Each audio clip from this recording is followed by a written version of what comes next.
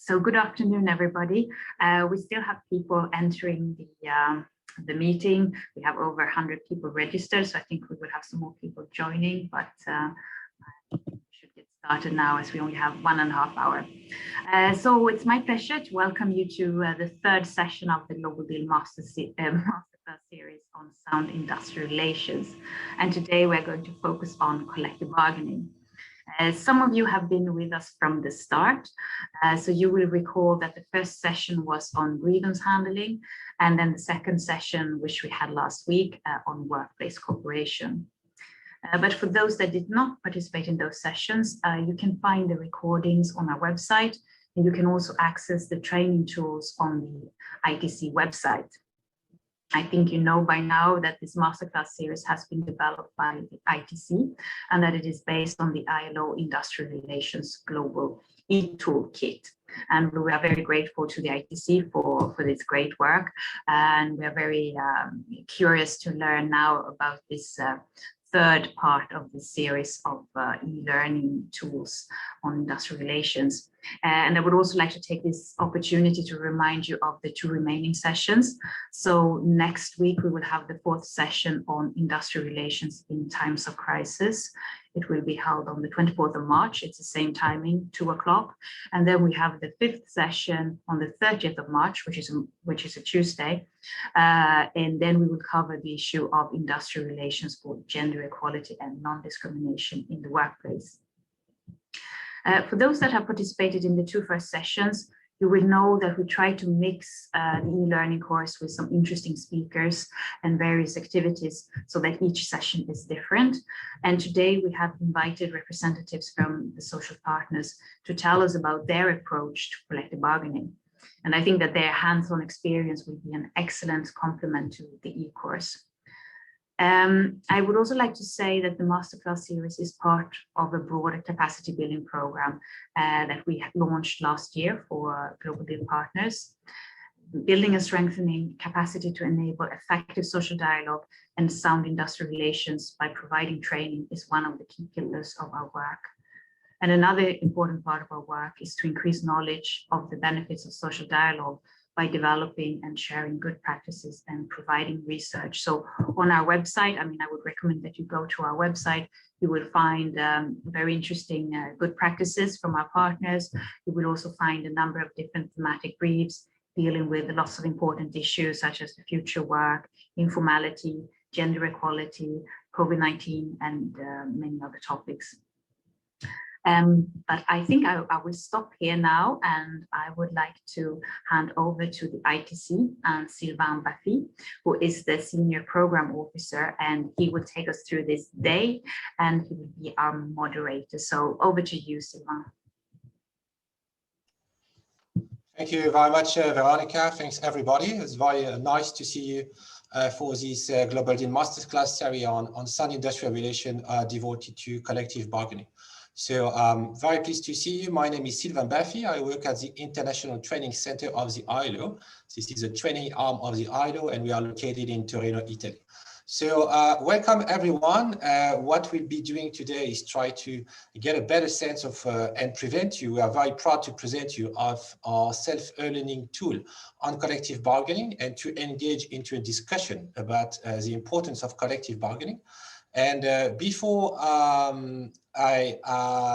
we start, just a quick introduction in terms of what we'd like to do. I'm going to introduce the session, obviously, and then we are very pleased and excited to present to you our new self-guided e-learning course on collective bargaining. So together with my colleague Christopher Land-Kaslas from the Labor Relations the Labor Relations and Collective Bargaining Unit in Geneva, we will be presenting you what this self-guided e-learning course is about, and we will having a kind of walk together to discuss and show you what it is about and what kind of answers we can actually try to answer to through this toolkit.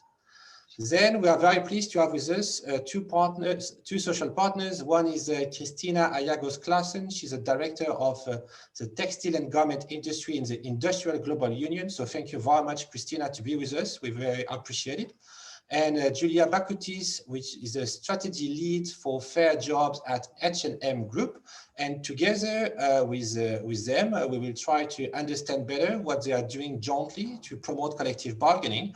And we'll try to understand better how they're operating to promote collective bargaining in the supply chain. So we'll have a chance to have some time for questions and answers. We'll have a chance to discuss. We are very much looking forward to hearing your questions and your comments. I would just like to remind you, as a Zoom etiquette, if you have any questions, please use the chat box for now. Our speakers will be from time to time taking a look. We'll be taking a look to see what are your questions. So please do not hesitate to use the questions and answers box, first of all. We kindly ask you to be muted so that we have a conducive environment for the discussion. So please keep yourself muted if you are not speaking. And I wish everybody a very good session. So thanks everyone, and let's get started. And actually, as Veronica has mentioned, we'd like every session to be a bit different. So to make this session a bit different from the others, we have prepared a small poll on collective bargaining, some kind of questions on collective bargaining that we're going to ask you to answer to. And maybe, let's see what are your answers, and maybe let's see also if we can answer to some of these questions by using the self-learning tool. So if you allow me a second, I'm going to launch this first poll. I think everybody on your screen, you can see that first question. So first question is according to, it's not, it's understated. So who can decide subjects of collective bargaining? So who do you think should be the people deciding on the topics of collective bargaining? So let's see what your answer. I still have a few seconds to vote and to let us know who you believe should be deciding on the subject of collective bargaining.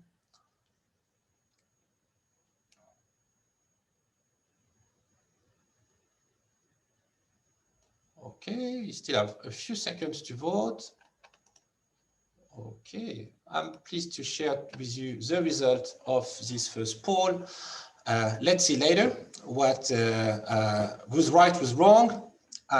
So that's first question for you. Second question for you, maybe slightly more difficult. What of the following issue can be excluded from the scope of collective bargaining by law? So let's take a few seconds. Do you think it's negotiating working time, the coverage duration of the collective agreement, the selection criteria in case of redundancy, negotiating higher minimum wages, none of the above, all of the above? Let's take a few seconds to answer that question.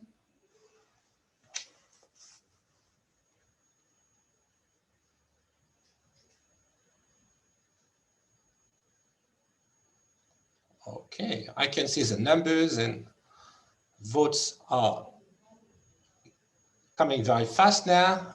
Still a few seconds to decide. Okay, let me share the results. So this is where we have a majority. It's on none of the above. So let's see also later whether this answer is validated by our self-learning tool on collective bargaining. Let's move to the third one about levels of collective bargaining and where should be ideally be decided by. You've got 5 different possible answers to that question. So let's take a few seconds to vote.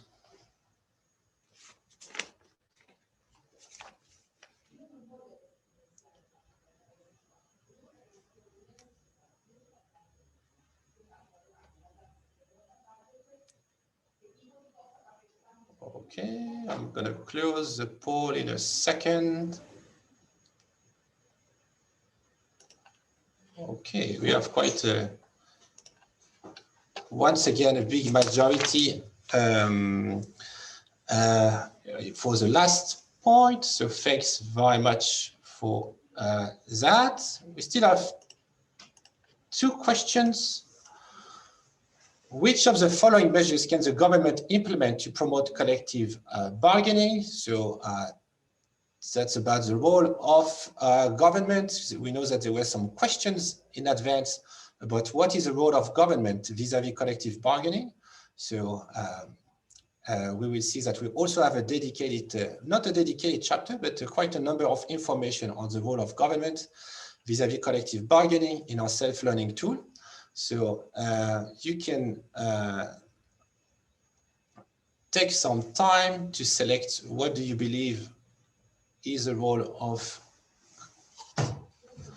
what can the government do to promote collective bargaining?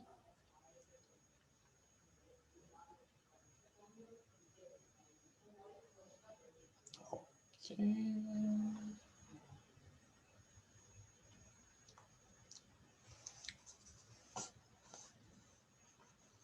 This takes still a few seconds because I see still many things happening on the poll.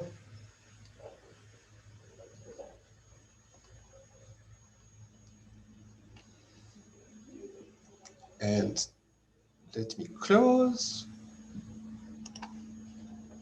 Very good.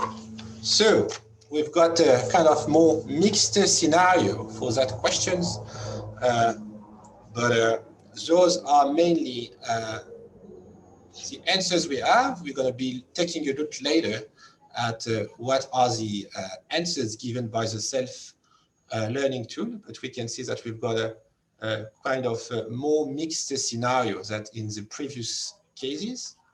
And last questions is the following: do certain labor standards, international labor standards, recognize that certain activity can be reserved as the exclusive prerogative of trade unions? So only two possibilities for you here, yes or no. Let's see what you believe is the correct answer.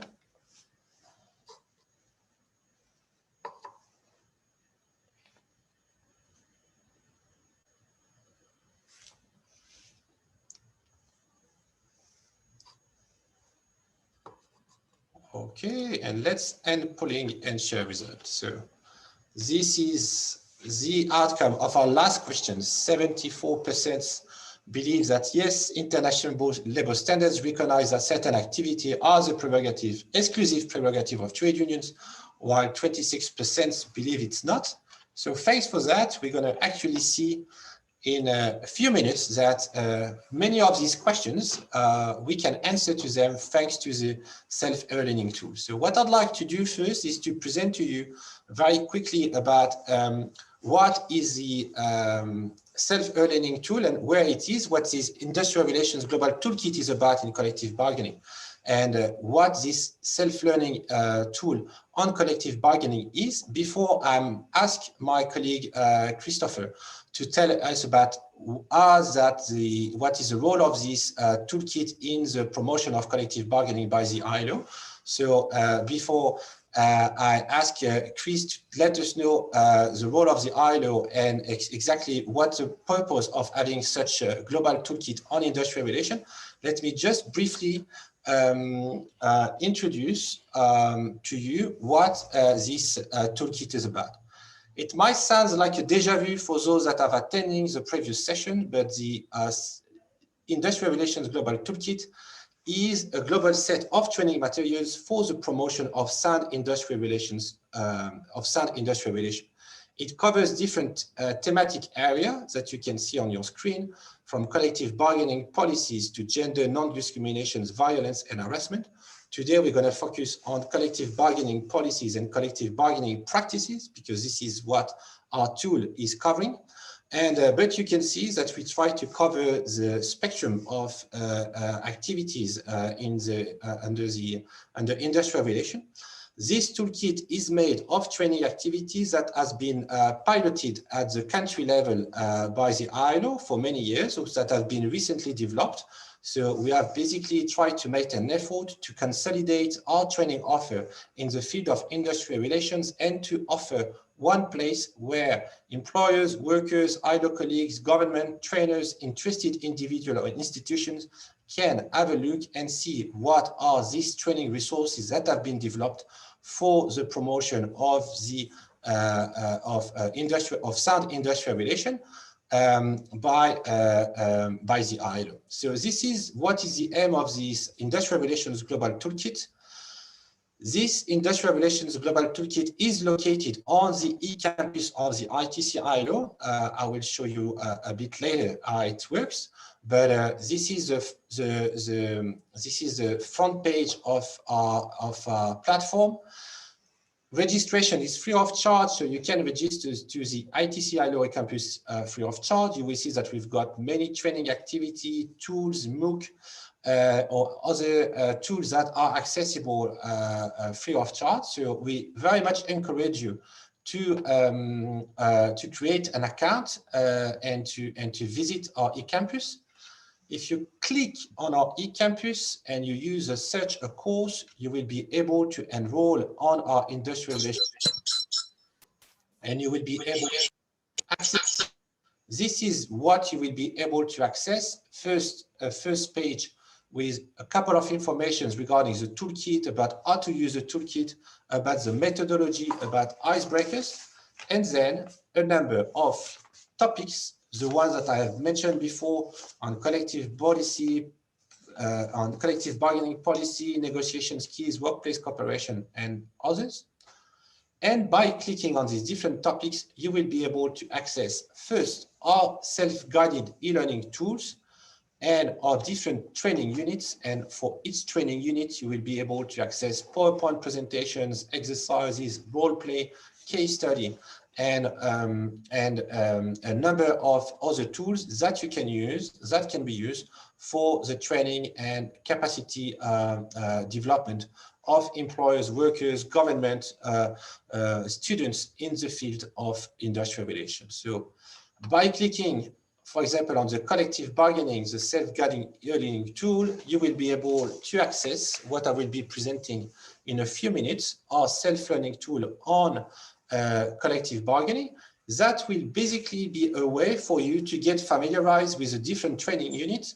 We've been basically putting through self-guiding courses, the different activity that are available, so that especially in these times where we cannot do face-to-face training, or our activities in terms of training are kind of reduced by the pandemic, we still have employers, workers, government, anybody interested that can take a course and on collective bargaining, on grievance handling, on workplace cooperation, and get trained and improve their capacity. So in a few minutes, I'll be happy to show you what the tool is about and how it works. But before, I'd like to ask actually Chris Lancaster-Scass to tell us a bit about how does this toolkit contributes and complements the work that the ILO is doing in the field of collective bargaining. Thanks very much, Sylvain, and thanks again to the organizers, to the Global Deal and the ITC for this initiative. Just to give some context for this, I mean, I don't want to repeat myself too much for people who have been coming to the earlier sessions, but I think the ILO, as everyone knows, is a standards-based, we're a standard setting and supervising organization. We are actively engaged in promoting knowledge and providing technical assistance and advice on the ground in countries, supporting governments and the social partners to engage in social dialogue on such issues as, labor law reforms dealing with industrial relations and promoting collective bargaining, institutional reforms that are going on to dispute settlement machinery, or the development or conceptualization of improvements that can be put in place in collective bargaining institutions, machinery and processes. And a big part of what we do is capacity building. We have decent work teams and international specialists around the globe who work with us to deliver these services to the tripartite partners and to others all around the world. So the idea that we have this toolkit is something which I think is it brings together what we had been developing in a variety of different development cooperation interventions, different activities that were being carried out kind of individually in different regions. So what this is it's really the state of the art in capacity building tools, capacity building, interactive capacity building materials that can be mixed and matched, brought together and used to help workers and employers either at the factory level, at the industry level, at the national level, and including with government officials as well on that, to better understand the key principles of collective bargaining, the key principles behind industrial relations more broadly, and that includes what the standards say, and giving good comparative experiences that we bring in through case studies and other materials. So this self-guided learning process is a really important piece of that overall puzzle. We, as Sylvain pointed out, for the last year, it's been near impossible to actually engage in any face-to-face training.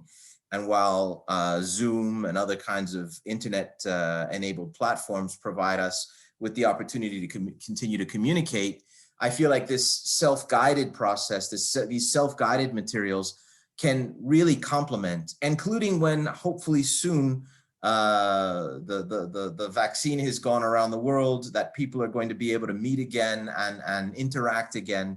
This will still be something that we could make use of to help maximize the face-to-face time that we do.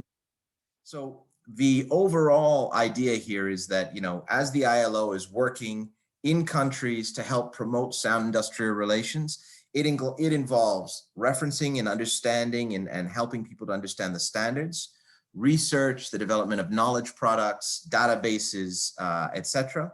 And then also this capacity building element. And this is a really important part of what we do. So we're really happy to see this being developed. So thank you. Back to you, Sylvain. Thank you very much, Chris. And so actually, let's take a look to what this self-learning tool is about. And maybe we're going to stop sometime from one session to the other so that we can get a better understanding of what these sessions are about and what kind of information we can get. So let me share my screen now. And I think that now you can see my screen, and you can see this is the beginning of our self-learning tool. And other users, you can actually navigate through these different chapters, and each chapters will bring you to a set of obviously activities, information, fact sheets, exercises that you can use to develop your understanding of collective bargaining, or that so for each of these different chapters, collective bargaining and what is collective bargaining and the International Labour Organization, promoting collective bargaining, etc., you will be able to access a number of documents, a number of informations, a number of tests. You will be able to sometimes assess your knowledge. You will be able to access some documents, and you will be able to especially get familiarized with ILO standards. So this is the topic of one of the first session, which is about collective bargaining and the International Labour Organization. This chapter, for example, has been designed with the view of strengthening the understanding of participants of the relations, the link between collective bargaining and the International Labour Organization.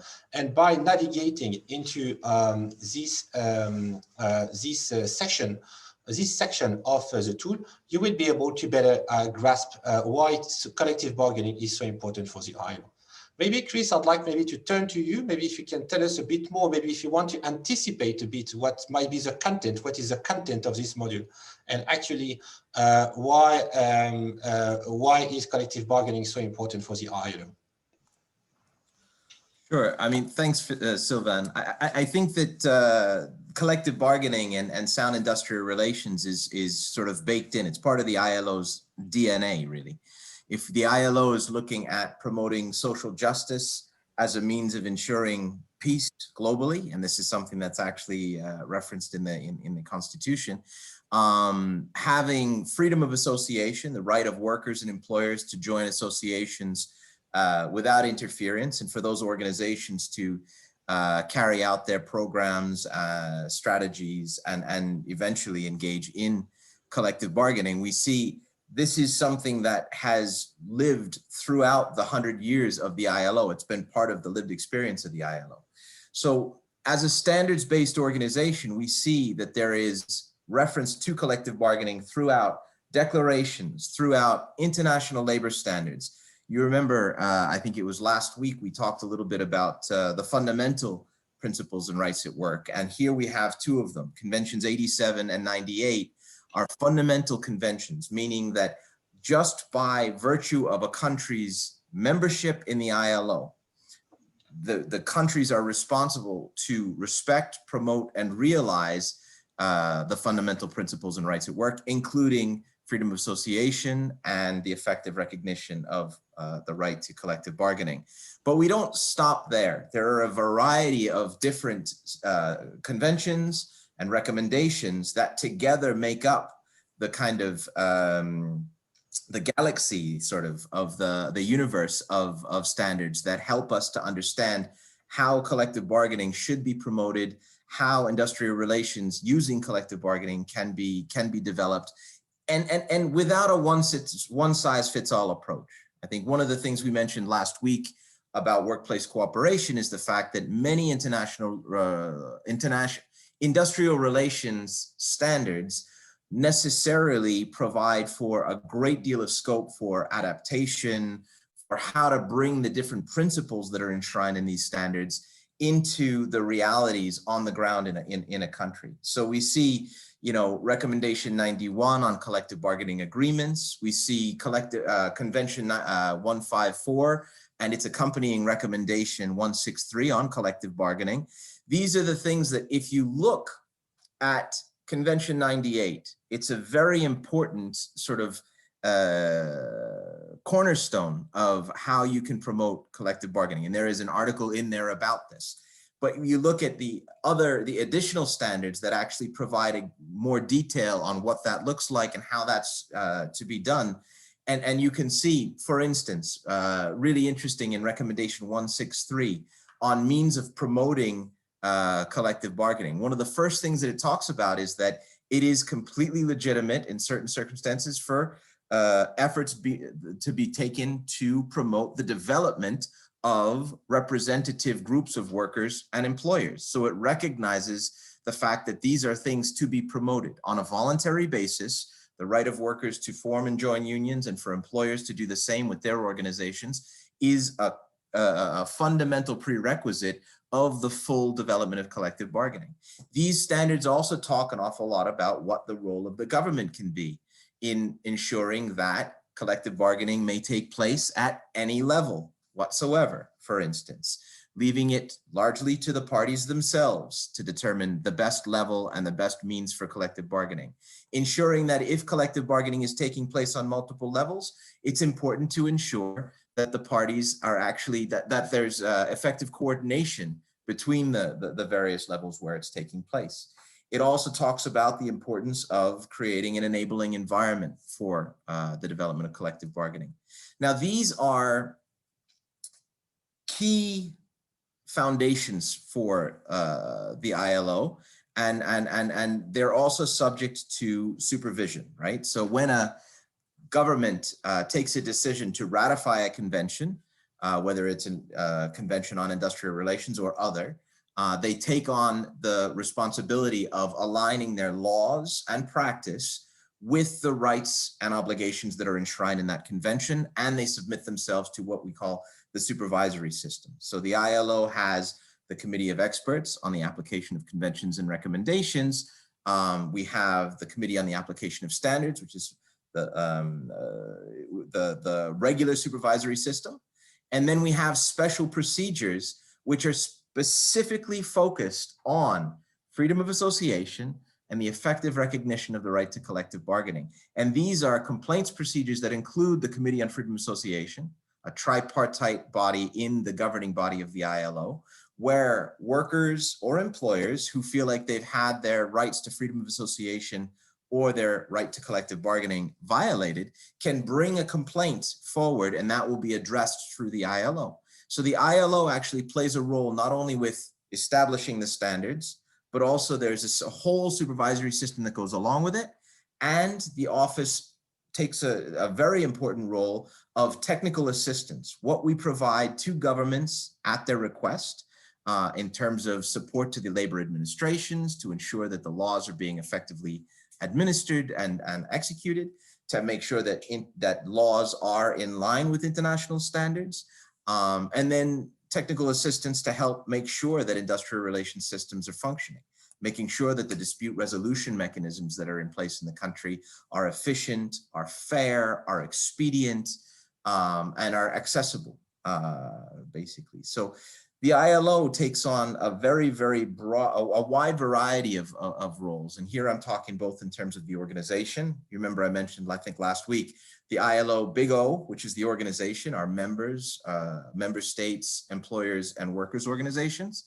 And then the small O, the office, which is the work that we do in helping to support the work of the organization through the secretariat, and also in providing these technical advice and technical assistance. Thank you very much, Chris. So if you're interested to know more about the role of the ILO, the way that our supervisory mechanism work, technical assistance, etc., please visit our self-learning tool. You will see that you've got activities, you've got videos that will make you understand better how does the ILO works and what it does to promote collective bargaining.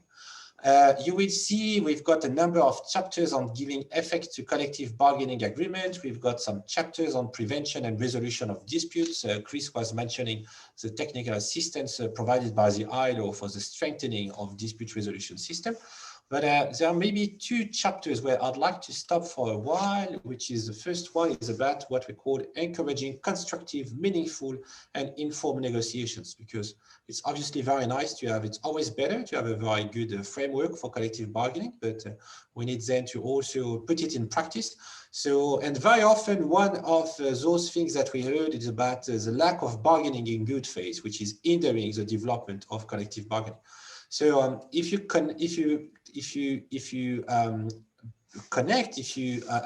participate in this self-learning e-tool, you will be able to understand better what bargaining in good faith encompasses, what does it mean, what are good examples. But I'd like very much Chris to tell us a bit more about it, and maybe to tell us about the importance of good faith and demonstrations of good faith.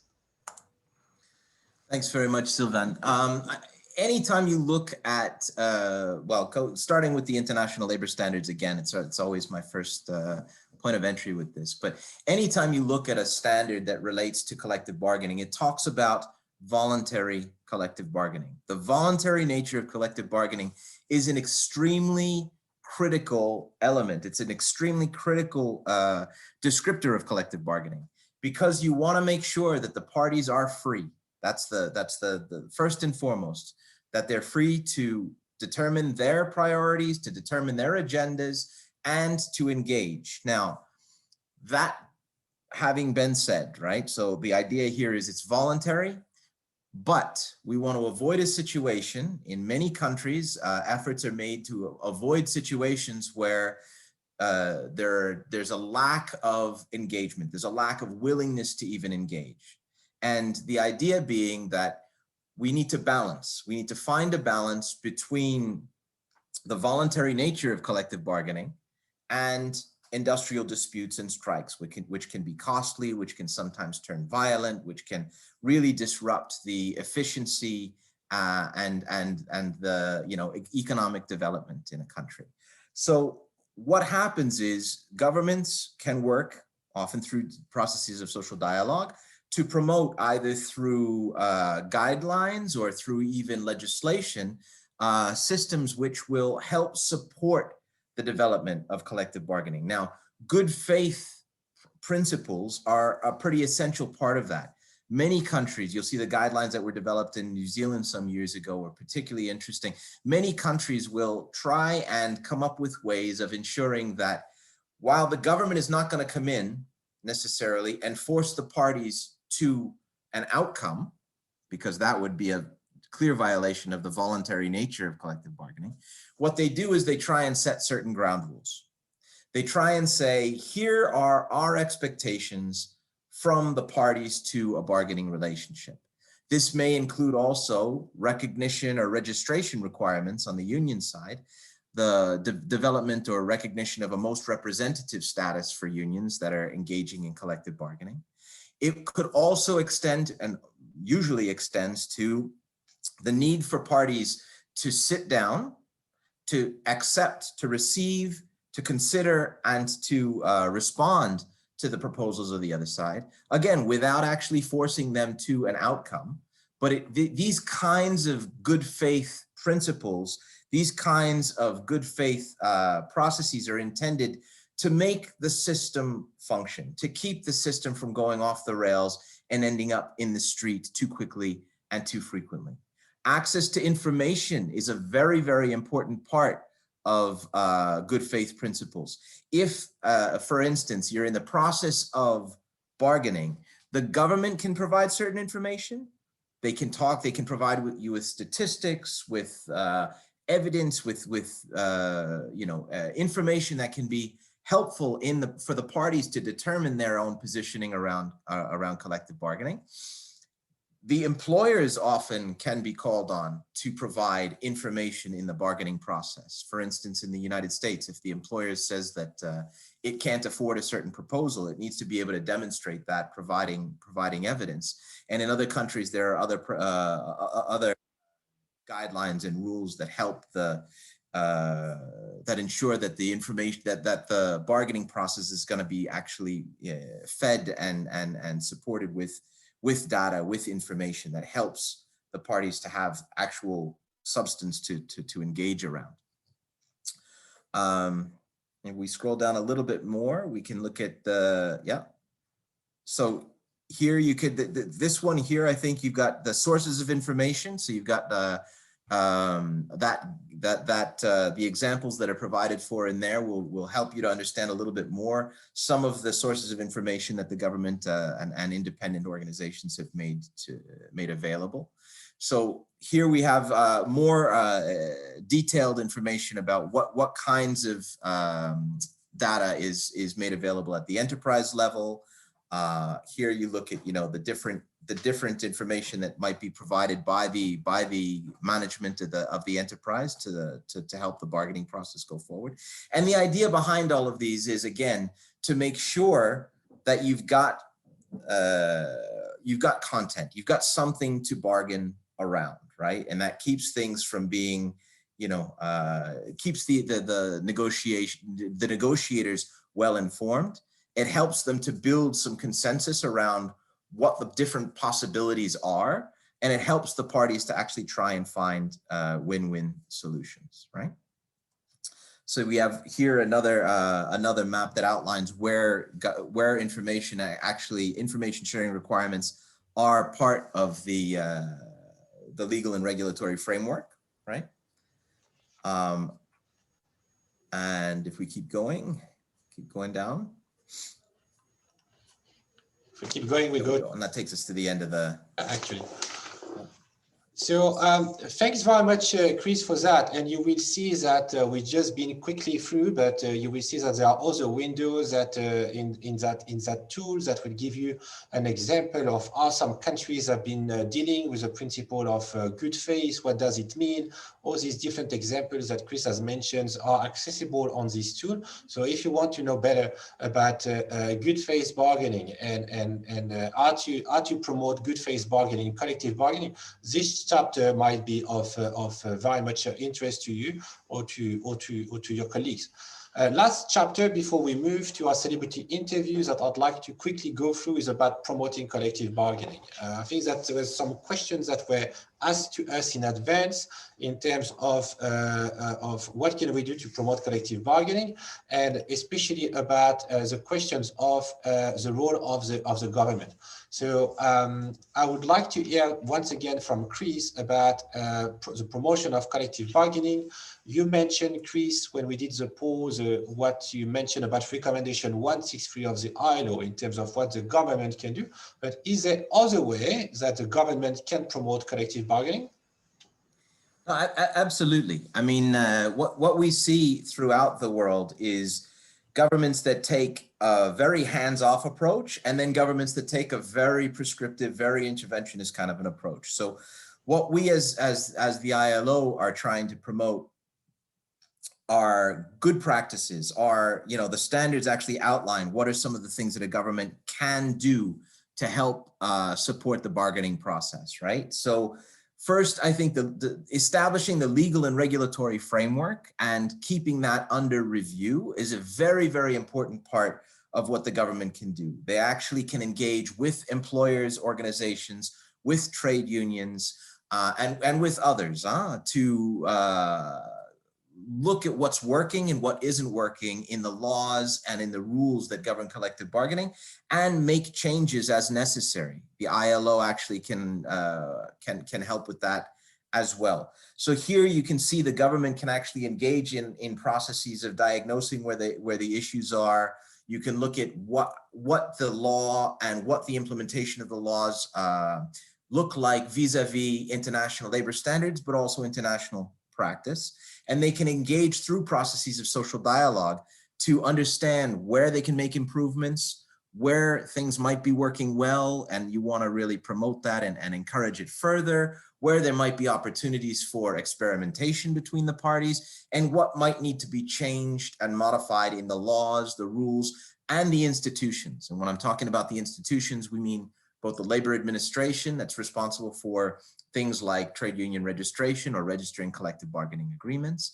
We're talking about those parts of the government or independent groups that would be involved in dispute settlement, dispute resolution, mediation, conciliation, arbitration. And then you want to talk about those parts of the government that might be responsible for providing training. Training is a very important part of what governments can do. Training for the social partners on how to engage in effective negotiations, how to promote sound in industrial relations, etc. What I've just mentioned there, it's worth mentioning in a bit more detail, and I think that you've got sections of this, of the tool specifically focused on this, but the government can play an important role in resolving disputes or preventing disputes. So what are some of the things that they can do there? Good faith principles, good faith guidelines is one way that they've actually tried to keep things smooth and keep things moving in a constructive way. But also actually the development of effective labor dispute settlement machinery is a very important part of that. So the government plays an important role, or can play an important role. In some countries, it's played more by independent or quasi-governmental institutions, but can play an important role in preventing and resolving disputes. The production of evidence and statistics we've talked about already in the last section, and I think that you see there with productivity councils, with the promotion, the production of statistics, economic statistics and indicators can help to inform, evidence-based bargaining. It provides more substance to the parties for bargaining. And then another important element of what they can do with the government, we try to talk about the fact that, tripartite collective bargaining isn't a thing, right? So governments are there to create the legal and regulatory framework, to have institutions that help the parties together, to provide evidence and information to the parties, and to help train the parties. But the only time that the government should be actively engaging in the bargaining process is at the point where they are the employer. So what I'm talking about there is in the public service, in the civil service. The government can actually play a very important role and can actually demonstrate its leadership within the collective bargaining space by engaging itself in good faith and negotiating with representatives of workers in the public sector.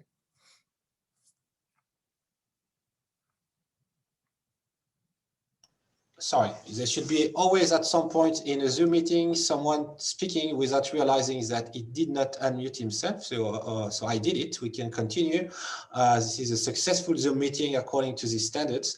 Thank you very much for this. I mean, this is some of the information that you can collect. This is part of the information that you can access anytime, anywhere, to get trained, to get better understanding, to confront your views on collective bargaining. So we really hope very much that not only you're going to enjoy it, but we also hope that you can send the link and you can promote it, and you can send it. You can send the link to those people that you believe might be interested in acquiring new competency, new knowledge on collective bargaining.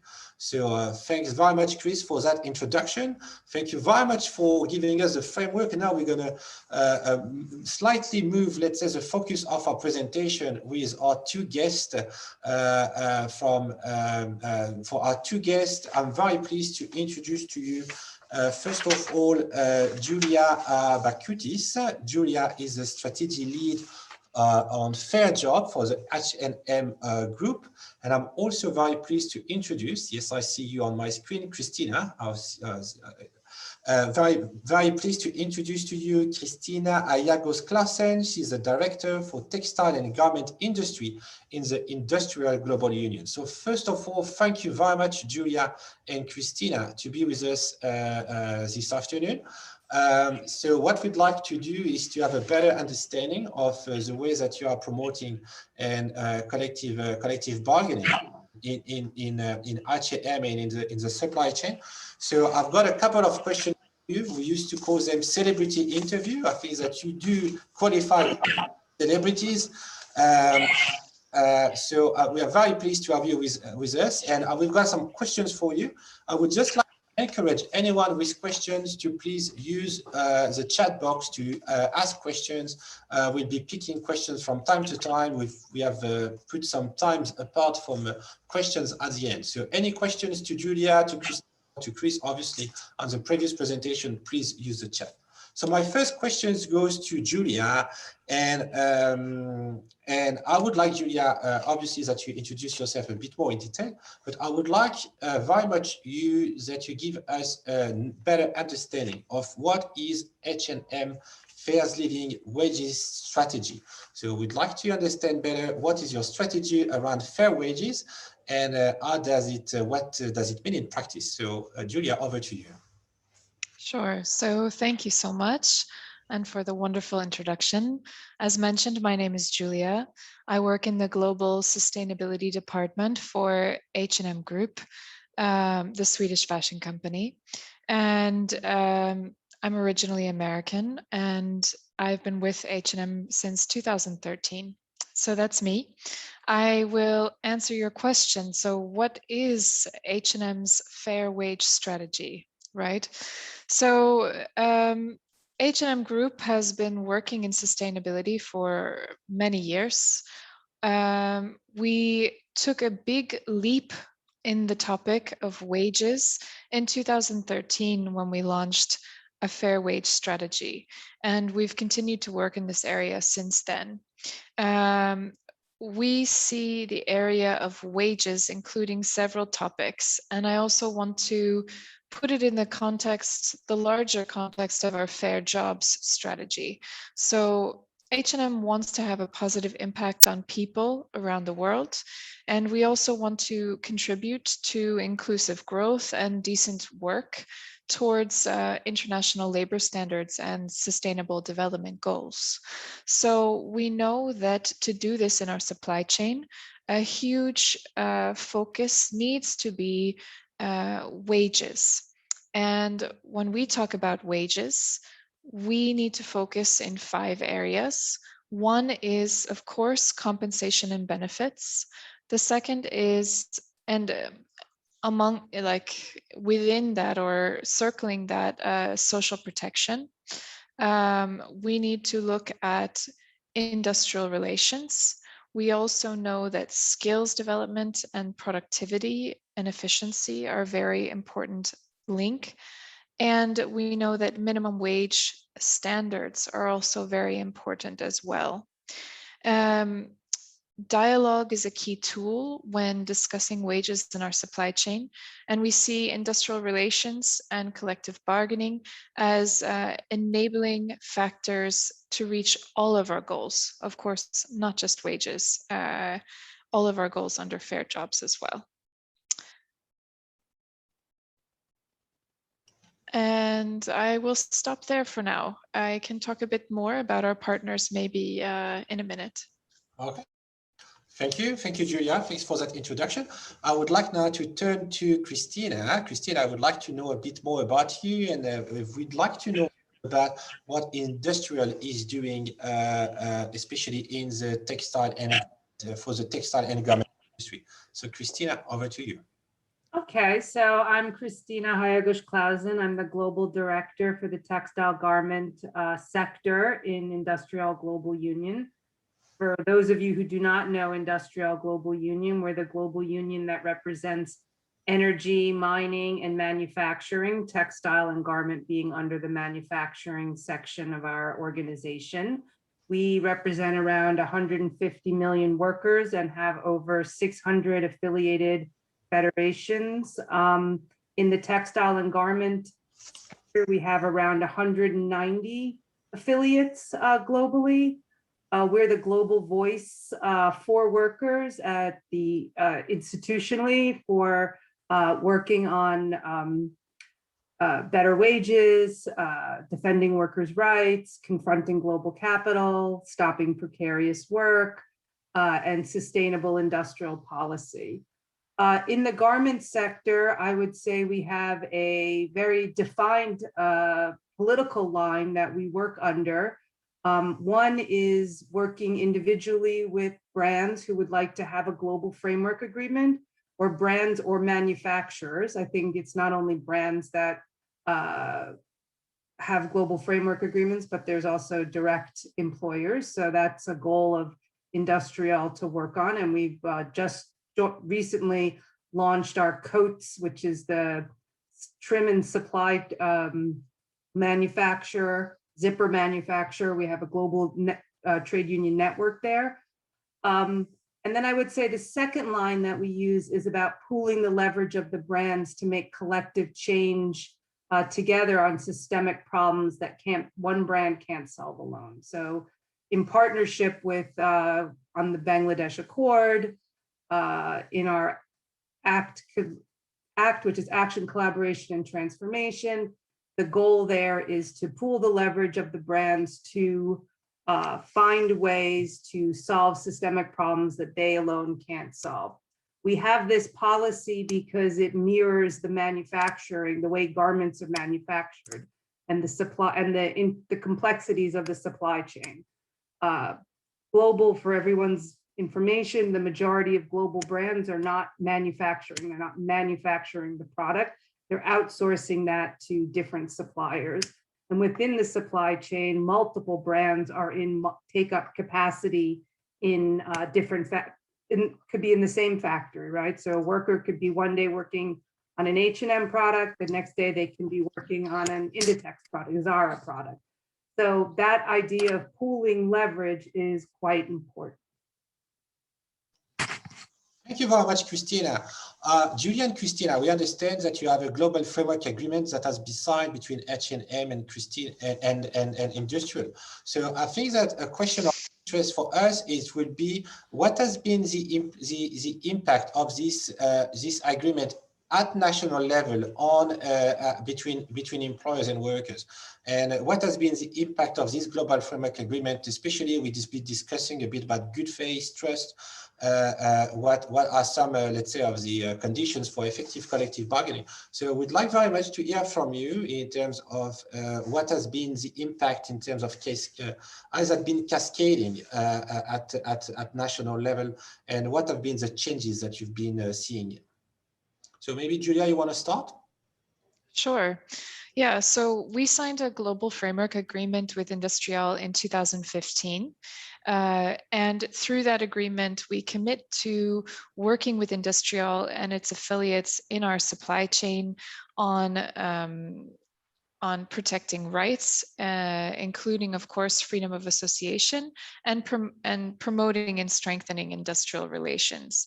And to implement this agreement, we have set up a structure of national monitoring committees in 6 of our priority sourcing markets, and also a governance structure that supports those monitoring committees in their annual plans and in their daily work together.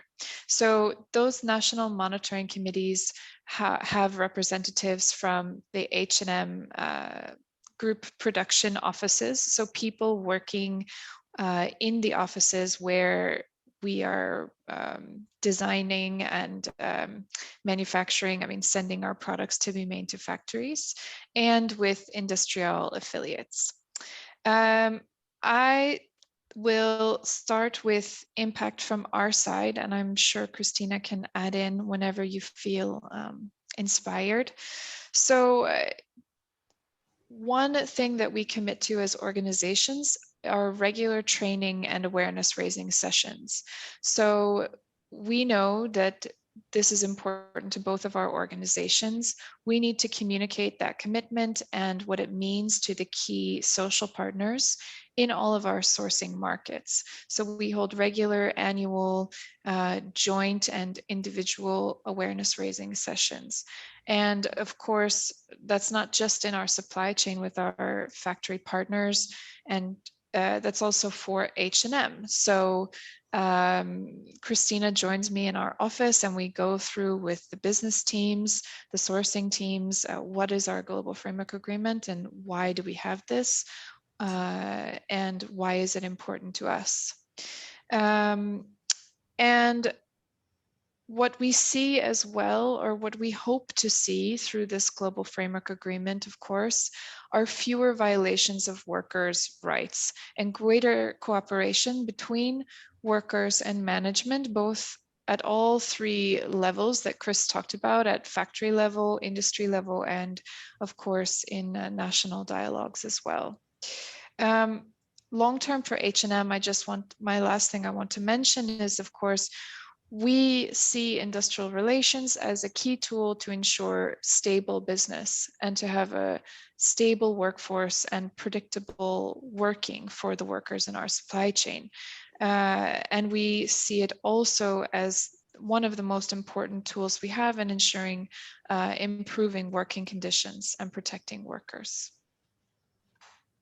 Thank you very much, Julia, for that. I'm going to immediately turn to Christina to see what's on. Yeah, I can add on to what Julia mentioned, maybe with some specific concrete examples from the supply chain.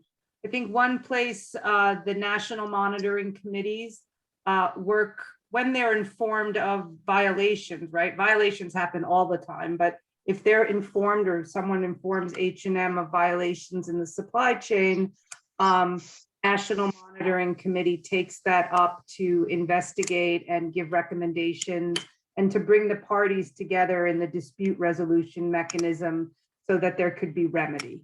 So that's one, I would say, very concrete work that the National Monitoring Committees do. The other piece that Julia mentioned is about creating an enabling environment. So by bringing together H&M suppliers, convened by H&M, together with the trade unions to have a session on what is the global framework agreement, what is collective bargaining, what is freedom of association, why is that important to H&M? So to really stress that to the suppliers. For us, I think for trade unions, that's one, access to the suppliers, and 2, very strong business commitment from H&M to say this is something that's valuable for our business and we would like you to refrain from violating workers' rights, but really respecting freedom of association.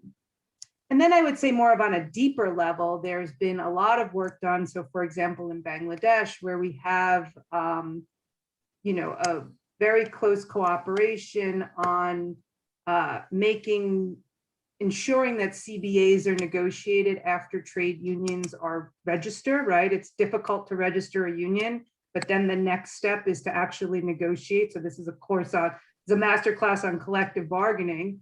And I would say the Global Framework Agreement promotes collective bargaining. So we have one H&M supplier, I won't name them, but who has been quite proactive with our trade unions. They're organized and they have a good collective bargaining relationship.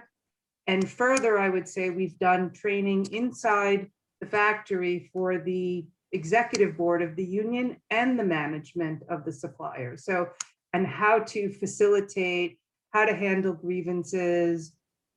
So that work is going on in many different countries. Sometimes we hit snags or snafus, sometimes there are bumps in the road in implementing. And I would say a lot of times that has to do with H&M having a lack of leverage in with a certain supplier. So I would say that would be a limitation of the Global Framework Agreement with the brand, is that they're using their business leverage. It's very different than if you had a Global Framework Agreement with an employer who those were their employees. So this kind of creates this triangular relationship that is, I would say that is a weakness of the Global Framework Agreement that we have. Could I just add as well, I think another impact we've seen is in the NMC structure themselves increased, I mean, the NMC members have become more skilled and more professional over time in case handling and negotiation and like solution finding and conflict resolution as well, which is all really essential tools on both sides of the table to promote, of course, collective agreements and collective bargaining as well.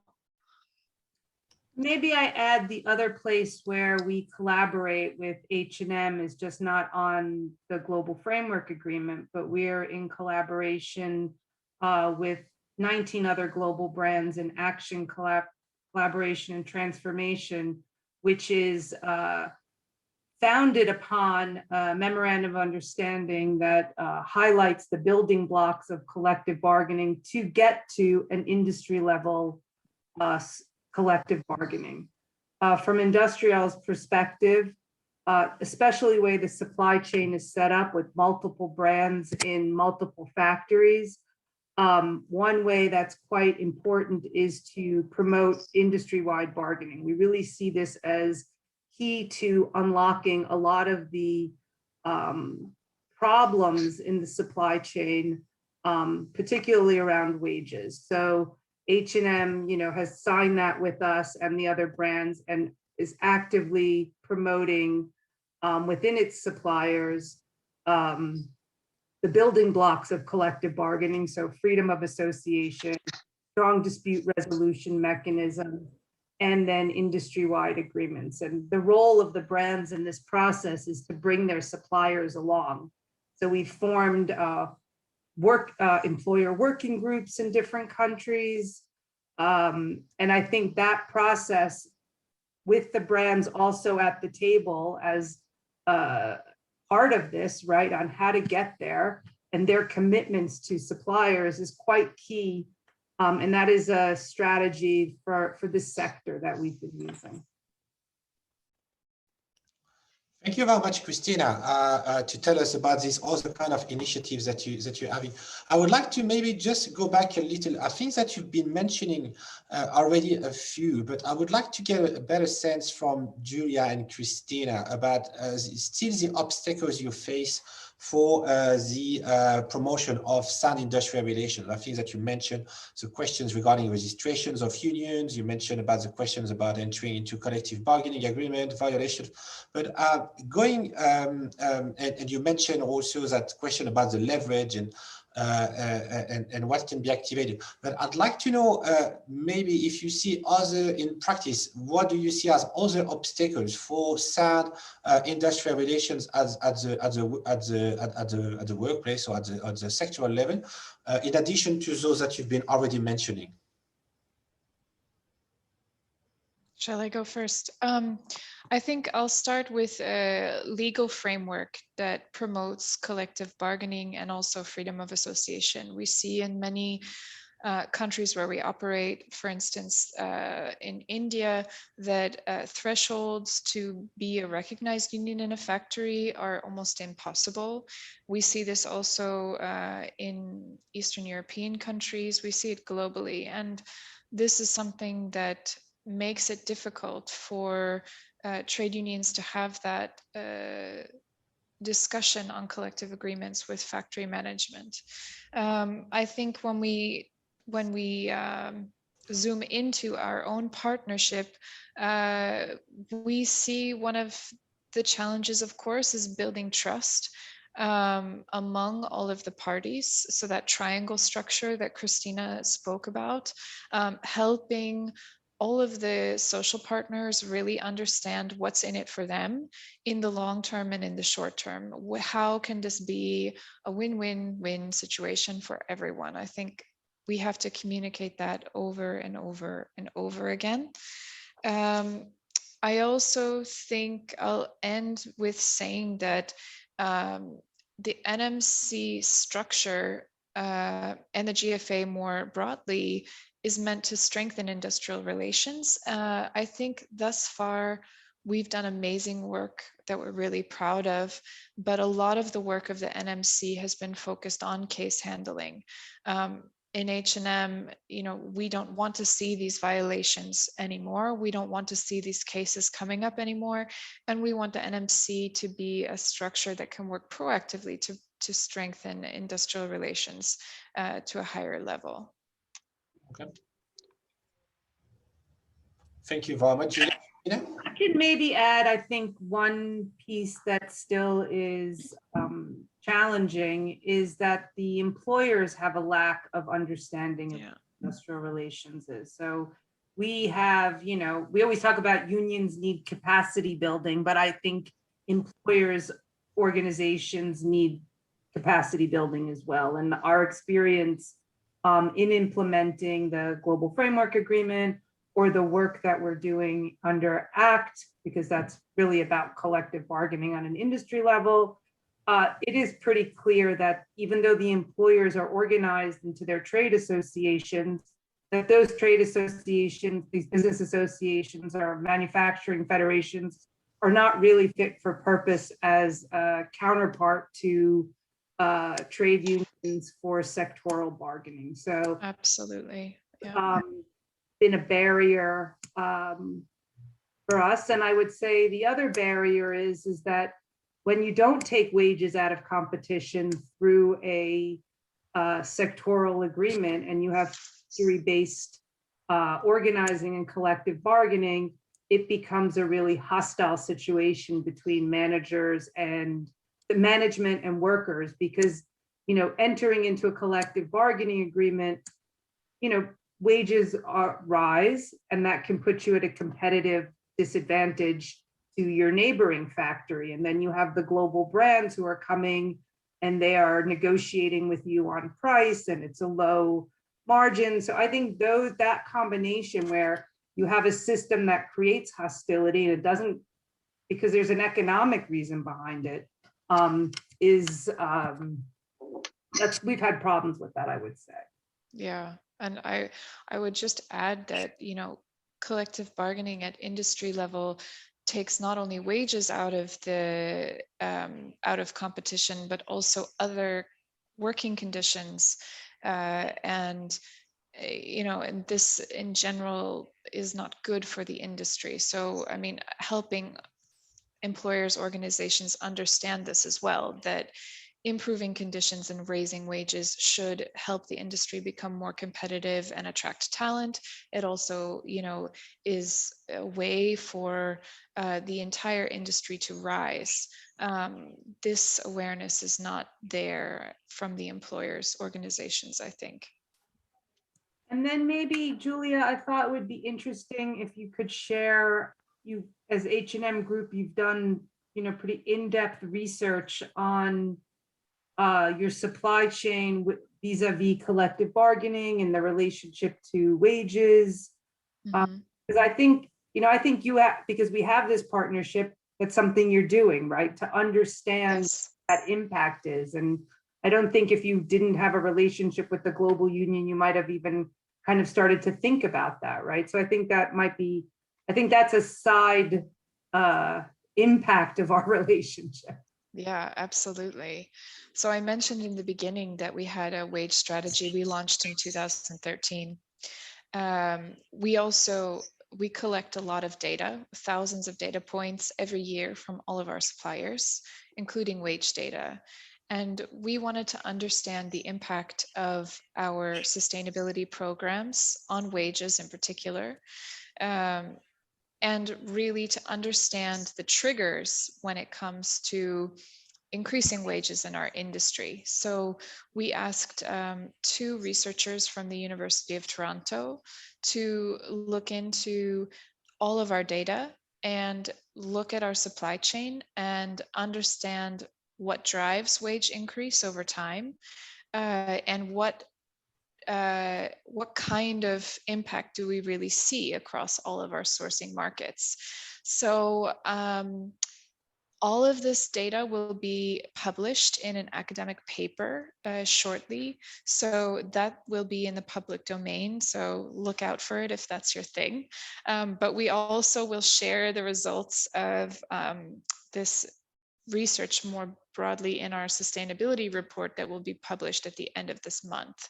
But what I can say is that the presence of trade unions and collective agreements in our supplier factories has led to significant increase in wages for workers. So we see very clearly, and in some countries it's more than others, that trade union presence really does have a positive impact on what workers bring home in their paychecks.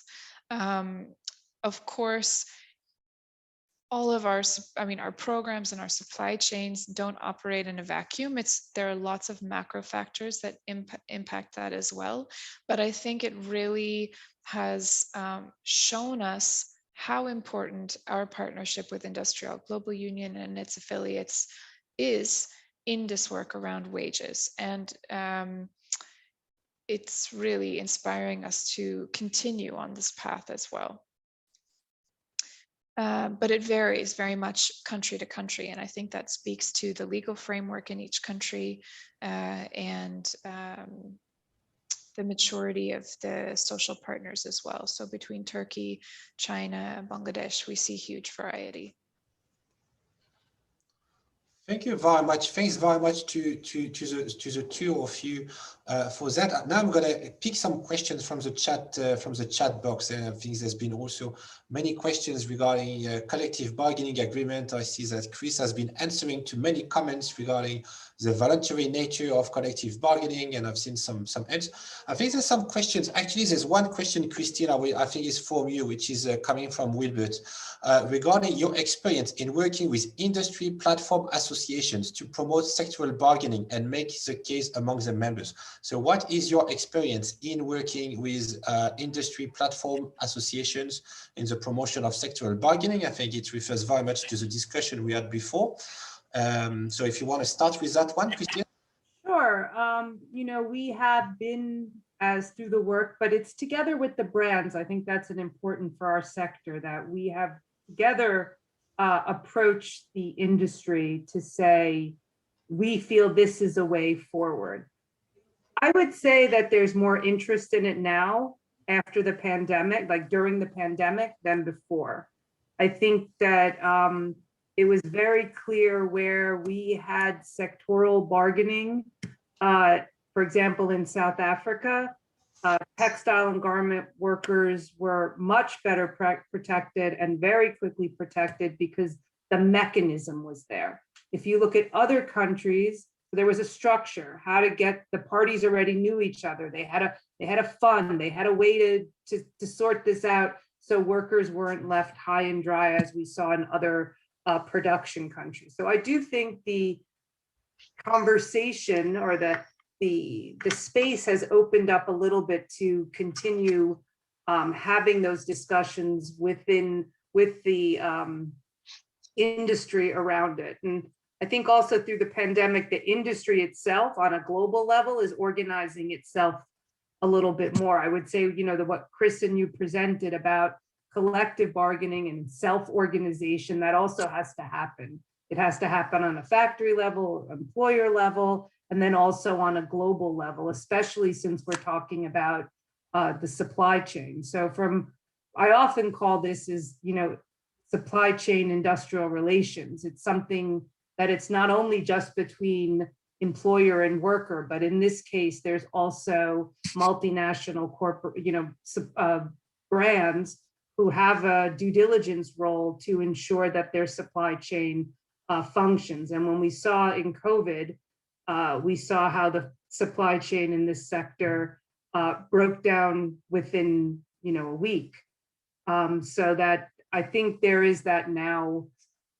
I hope that there is that willingness to continue to figure out a way how to implement sectoral bargaining.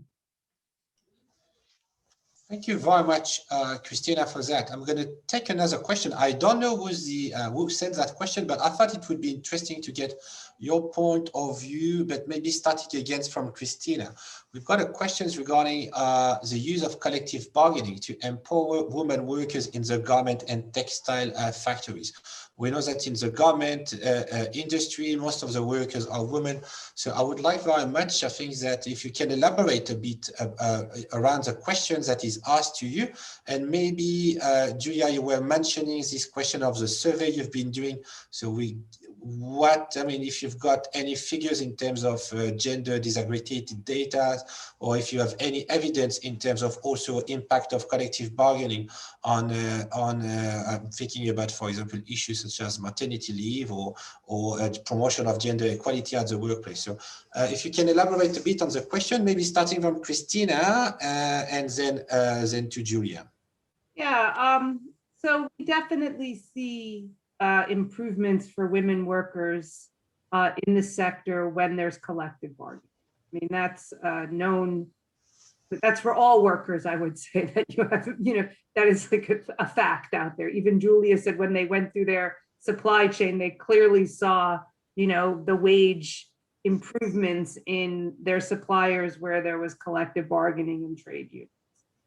I would say one thing that is challenging for trade unions internally as organizations is women's leadership, even in a sector like the textile and garment sector. The majority of the leadership of our trade federations are male.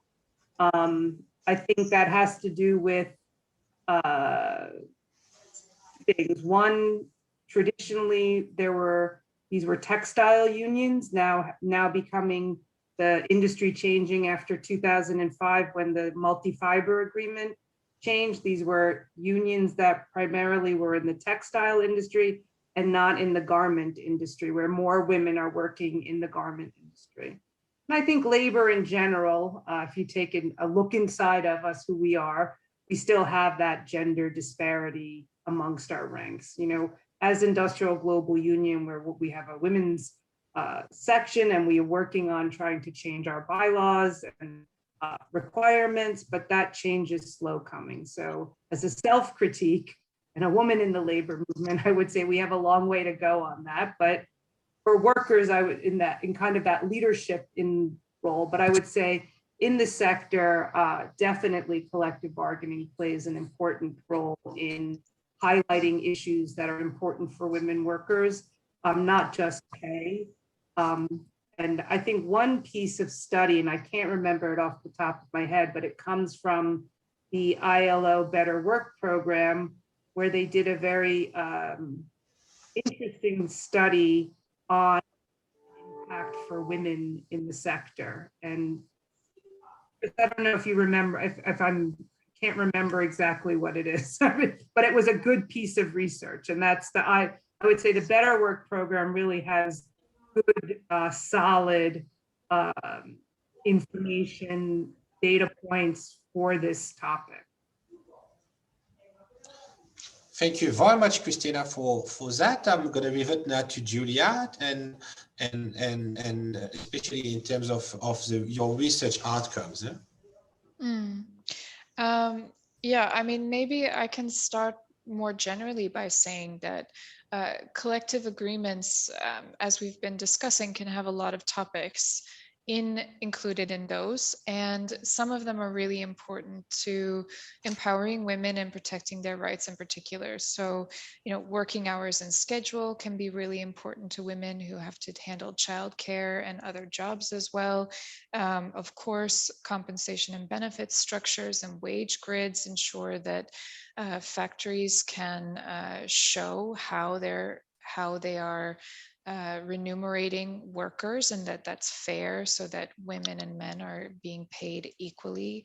Adding additional leave, including maternity leave and sick leave, is also very important for women in particular, of course. And there can be training lines incorporated into collective agreements that can support women as well. So I just want to highlight that in general, those are some of the ways we see collective agreements can empower women. In our supply chain, what we have seen through our data is that the presence of women supervisors in factories have a ripple effect on the safety and well-being and career progression of other women. So this is not necessarily related to collective bargaining in particular, but I think it hits on Christina's point around women in leadership positions and how important that is. And because of this, this is a topic that Christina and I, and of course Industrial and H&M more broadly, talk about a lot together. How can we work together on this topic, both in the promotion of ILO Convention 190, but also in training programs for women and women leaders as well. Yeah, that's good that you mentioned that, Julia, because as the global unions, we produced a toolkit, a gender-based violence toolkit. And so together with H&M, we're looking on how to use the material that's already been produced, not to reinvent the wheel, but we have a very extensive toolkit that had been worked on by all the global unions, one on gender-based and promoting 190. Yeah. The sharing of resources, it's also a key, underpins our relationship. So. Thank you very much. Thanks to the two of you. Thanks, Christina and Julia. Thank you very much. First of all, for your availability to come and to be with us. I think it was a very interesting discussion. And I think that we get a very good sense of what you're doing and also about some of the challenging you faces in the supply chain. I'd like, before we close and I turn on to Veronica, to check with Chris. Chris, I know that you've been answering some questions on the chat box. So I would like to check with you if there's anything that you'd like to say aloud, and also coming back to the first question on the quizzes, if you'd like to give some answers to some of the questions we've been asking at the beginning. Yeah. So. All right. Thanks very much, Sylvain. I'll do my best. I hope I don't get any of the questions wrong. No, but just to say thank you very, very much, both to Christina and Julia. I think that this has been a really, probably my favorite of all the master classes so far, because you don't have to just listen to me going on and on about how important industrial relations are, but we can actually hear from people who are actively engaged in promoting sound industrial relations within a supply chain, and the very specific and very real experiences and challenges that they're facing on a day-to-day basis. So just really quickly, I just also want to thank everybody who sent in questions. I've really tried to respond to each and every one of them. There were maybe one or two that seemed a bit more like comments, which are also very welcome, but this has been a very engaging discussion that's been going on the side as well. And I hope that the information that's provided for in there is helpful. Coming to the quiz itself, I don't know, Sylvain, if you want to bring up the questions. and I'd be happy to have anybody who has any comments or anything like that. You're welcome to use the chat box for this as well. So first question was about who can engage in the subjects of collective bargaining. And if I recall, it was largely, we don't have to do it again, everybody, but I think the majority of people actually gave that it's really up to the parties to determine, which, hang on just a second. So that's absolutely right, and well done. I think the parties should be the ones who are left to decide on the subjects of bargaining. That having been said, it's important to note that there are some countries where the US is one example. I don't usually use the US as a best practice example for many things, but one of the things that it has done is it's clarified what are mandatory subjects of bargaining, what are permissible subjects of bargaining, and what things are off the table. One thing that it's also important to know, and this happens differently in different countries. You can have more indicative guidelines on what can go into it, or it can be very, very left open to the parties. But really, the parties should be able to engage on whatever it is that they'd like within the limits of the law. So that's an important thing that we need to also recognize. It's not creating carte blanche for employers and workers to decide that they want to agree on something that goes against the law or that is patently discriminatory or anything like that. So that's one slight detail that I think it's worth mentioning. Okay, the second question, which of the following issues can be excluded from the scope of collective bargaining? Negotiating working time, the coverage and duration, selection criteria in case of redundancy, negotiating higher minimum wages than those in the tripartite committee, or none of the above. Again, well done to everybody who answered none of the above.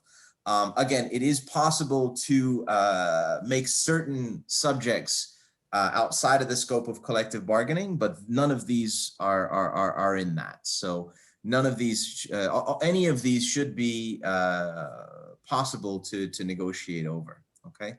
But again, there's still the possibility that governments can restrict the content of collective bargaining when it comes to things that might be against the law, or again, things that could be, for instance, discriminatory. If you were to have a collective agreement, for instance, that said men will earn this, women will earn this, it would be perfectly legitimate for a government to say, well, voluntary promoting collective bargaining is all well and good, but there's a bigger public interest here, and we can't have discrimination, and we want to promote equal pay for work of equal value, for instance.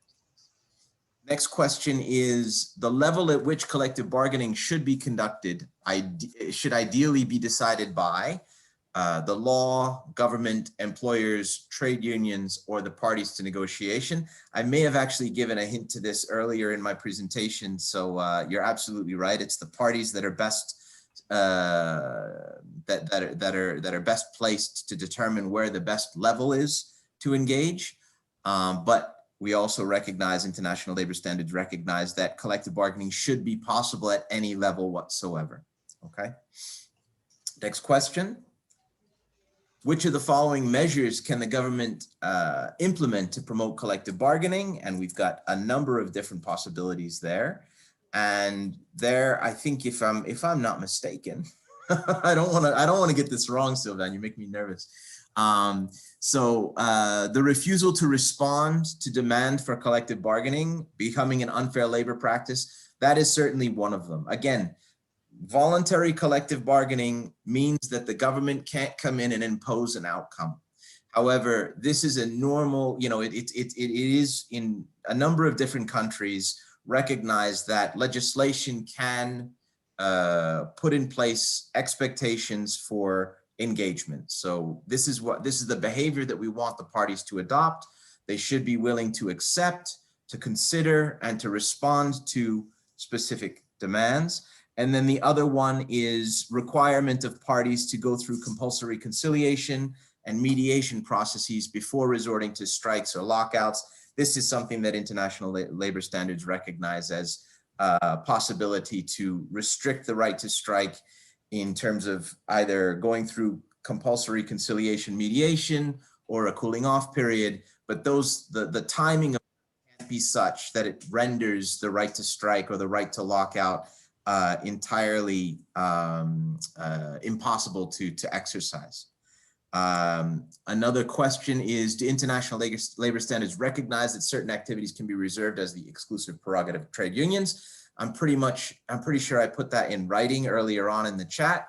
And indeed, yes, international labor standards do recognize that it is entirely legitimate or it's entirely acceptable for a government to reserve certain activities, such as collective bargaining, among others, as the exclusive prerogative of trade unions. And where it goes further to talk about the possibility of engaging outside of a formal relationship with a trade union, it provides a number of safeguards to ensure that that kind of engagement isn't used to undermine the functioning and development of legitimate trade union activity. I think I mentioned that in the section on workplace cooperation last week, right? It's done. Yep, and that's it. There we go. It's also worth mentioning that, you know, all of the topics that have been mentioned in the questions and throughout the tool, all of the subjects that were mentioned on what can be the content of collective bargaining can be within the scope of collective agreements. And the law not only sets the threshold for the legitimacy of collective agreements, but can constrain the scope of collective agreements in practice, and this would not be in line with international labor standards. So efforts to legislate or to regulate collective agreements which don't provide for that, you know, again, with very certain limitations in terms of doing things that are in line with the law or that are not discriminatory and so on. With those exceptions, there are in practice examples where governments have tried to restrict the scope and subject matter of collective bargaining, and that's been found by the supervisory system of the ILO to not be in line with international labor standards. So there you go. Thanks very much, Sylvain, and well done, everybody. Thank you very much, Chris. Thanks again, Julia and Christina, for being with us. Thanks everybody for your participation. Yeah, thank you. Thanks, Julia, again. I'm going to give the floor back to Veronica for some closing words. And from my side, I will wish you a lovely end of the day. Veronica, over to you. Thank you so much, Sylvain. I have to say that I really agree with Chris that I think this is also my favorite session. I think we have had a great discussion today, and it was really nice to see that participants have been so active in the chat, lots of comments and questions. But I also think that it's because collective bargaining is so fundamental. It's really a fundamental part of social dialogue. And I have learned a lot today. I think some of the questions were quite tricky, so it was really good that you went through the answers at the end. And I also want to say a big thank you to our celebrities, Julia and Christina. Thank you so much. And it was great to see that you're working so closely, the trade union and the company. So you need to, sorry, industrial, together with the H&M. That's really a great cooperation. And I also noted one thing, Christina, you said about the employers need capacity building too. And we are very pleased that for these capacity building sessions, we do have both trade unions, employers, but also other organizations. So I think there is it's a big interest both among trade unions, employers, and others. And I also wanted to mention one more thing, because it was said, there was one question about the impact, particularly on women workers, of collective bargaining. And my colleague Ronald, he put together some really interesting statistics the other day for another conference. So I just had some of the figures in my head. And what he said is that, well, I think you might know that the gender pay gap in EU is about 14%. But for those women that are covered by collective bargaining agreements, the gender wage gap is smaller, so it's around 10%. So here we do see the benefits of collective agreements for women. But there are also other examples. Ronald had also given the figures about the UK, where the benefit of workers of being covered by collective bargaining agreements is that they have about 7% higher wages, but for women it was the double, so 14% higher. So I think those figures really speaks for themselves. I just wanted to add them, but we need to close. It's late. We have gone over time a little bit, so I just want to finish by saying thank you so much to all of you, to all the participants, our speakers, and Chris and Sylvain. You have done a fantastic job leading this session and showing us this new tool. And finally, I also want to encourage you all to participate in the next session. So on the 24th of March, next Wednesday, we will focus on industrial relations in times of crisis, and I hope to see you then. So thank you so much. Goodbye, everybody.